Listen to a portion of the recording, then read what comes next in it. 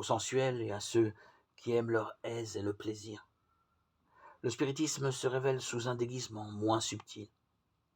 C'est sous ces formes les plus grossières que ces personnes trouvent ce qui s'accorde avec leur penchant.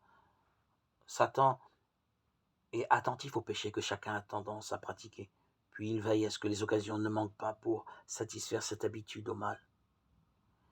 Il tente les hommes par leur intempérance pour affaiblir leurs facultés physiques, mentales, morales. Il a détruit et détruit encore des milliers de personnes en les amenant à assouvir leurs passions, avilissant ainsi toute la nature de l'homme.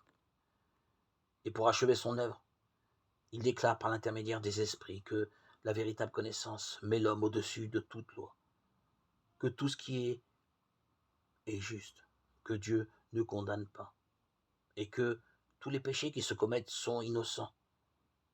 Lorsque les gens sont ainsi amenés à croire que le désir est la loi suprême, que liberté est synonyme de libertinage, et que l'homme n'est redevable qu'à lui-même, qui pourrait s'étonner que la corruption et la dépravation abondent de tous côtés? Des foules acceptent avec empressement les suggestions du cœur charnel. Satan précipite dans son filet des milliers de personnes qui professent être des disciples du Christ. Dieu a accordé au monde suffisamment de lumière pour permettre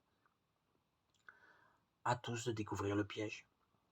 Le fondement du spiritisme est en conflit avec les Écritures.